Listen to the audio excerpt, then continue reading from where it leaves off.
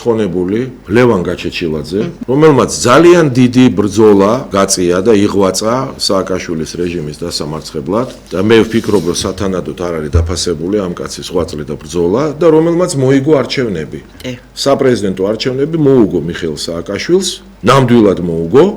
სააკაშვილის მომხრეები ამბობდნენ მერე ზოგიერთ ისეთ პირად საუბრებში, რომ 50% ვერ დააგროვაო, მაგრამ სააკაშვილზე მეტი აიღო. ხო, აიღო მეტი. მეორე ტურიც რო ჩატარებულიყო, ნამდვილად მოუგებდა. იმათ თუ დაუჯერ. მე რო ვკითხო, პირველივე ტურში მოიგო. მაგრამ ახლა რა ხდება და მე მახსოვს როგორ გამობძანდა გია ნოდია მე მგონი და მაშინ რაღაცა NGO-ს ხელმძღვანელობდა, რომელიც რაღაცა exit polls ითვლიდა და ასე აკანკალებული ყბით გვიყვება, რომ 52% დააგროვა მიხეილ სააკაშვილმა ტყუილს, აშკარად ტყუილს.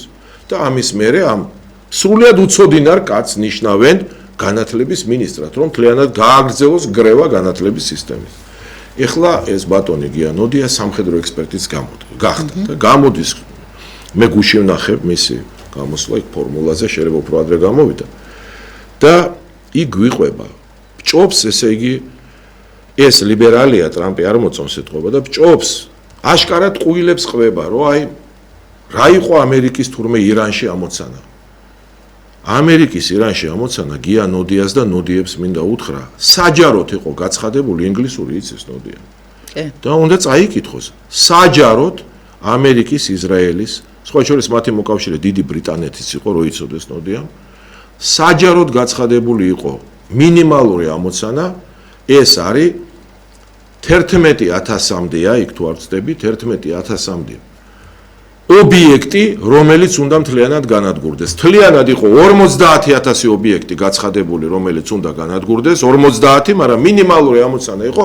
10000 რაღაცა ობიექტის განადგურება ეს იყო მინიმალური ამოცანა ასევე მინიმალური ამოცანა იყო პოლიტიკური ელიტის მართველი პირების განადგურება არანაირი სხვა მინიმალური ამოცანა არ ყოფილა ეს იყო მხოლოდ ამავდროულად ისრაელს ჰქონდა მინიმალური ამოცანებში იმ ტერორისტული ორგანიზაციების განადგურება რომლებსაც აფინანსებდა ირანი იქ სხვა არანაირი მინიმალური ამოცანები არ იყო გაცხადებული ამას ნოდიების გასაგონად ხსნი ეს ამოცანა მთლიანად მიღწეულ იქნა 60 დღეში რისი უფლებაც ჰქონდა ტრამპს მას არ ჰქონდა ომის წარმოების 60 დღეზე მეტი ომის წარმოების უფლება ამ პერიოდში მთლიანად განადგურდა ეს 10000-ზე მეტი სამხედრო ობიექტი განადგურდა ფლოტი საზღვაო განადგურდა ფლოტი საჰაერო განადგურდა სარაკეტო ფლოტის 90% განადგურება დაიწყეს იმ ქარხნებისა რომლებიც ორმაგი დანიშნულება რას ნიშნავს ესე იგი პროდუქციას აწარმოებს მოქალაქეებისთვისაც და სამხედროებისთვისაც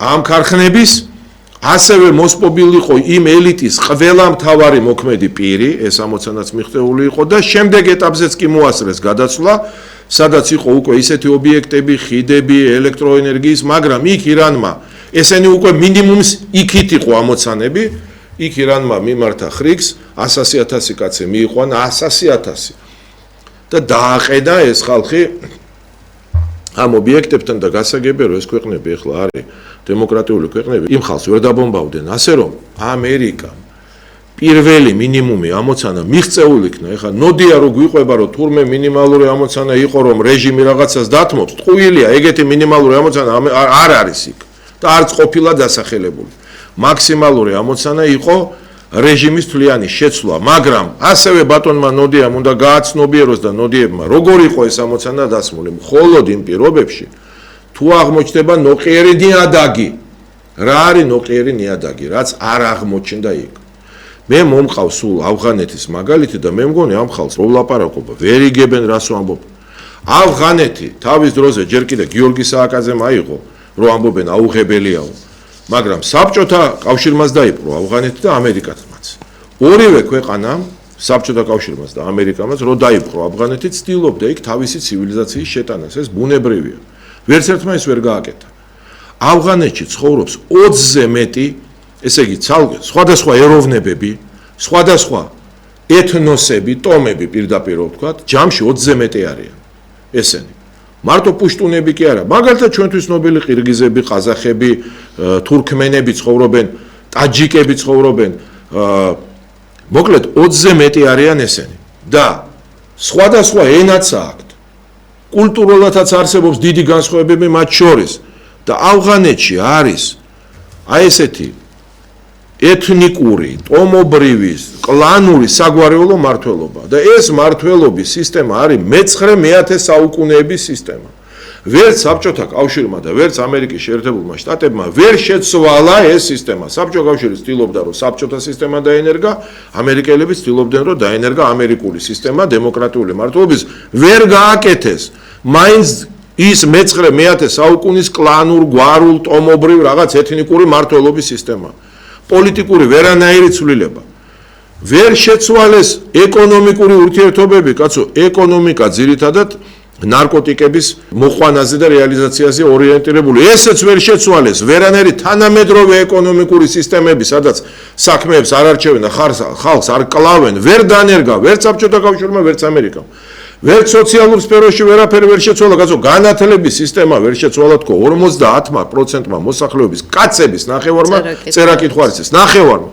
ქალებზე არ ვლაპარაკობს, სხვა ციფრებია.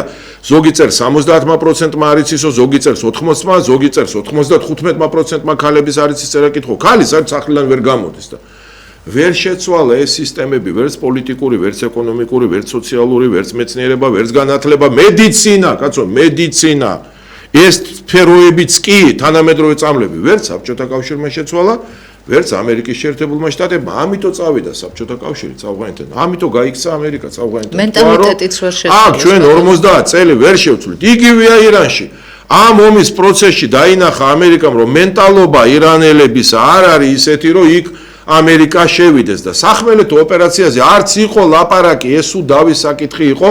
ხოლოდ იმ შემთხვევაში თუ იქ ნოყიერი ნიადაგია, იმიტომ ამერიკამ გაითვალისწინა ავღანეთის გამოცდილება და სირიაშიც ის მოქმედებდა ადგილობრივი მოსახლეობის ხარჯზე და აქაც იგივეა, აქაც სულ ეხლაც მიდის ლაპარაკი, რომ ადგილობრივი მოსახლეობის შეცვლა უნდა დავიწყოთ, რომ მათ ხარჯზე მოხდეს. იქ არ იქნება სახმელეთო ოპერაცია, იმიტომ რომ დემოკრატიული ქვეყნებია და შემდეგ შეიძლება რას ნიშნავს დემოკრატია, იცით რომ ასმა მშობელმა დაღუპული შვილები შეიძლება პრეზიდენტს უჩივლოს და დაიჭირონ კიდევაც პრეზიდენტი თუ დამტკიცდება რომ ეს ოპერაცია არ იყო გამართლებული.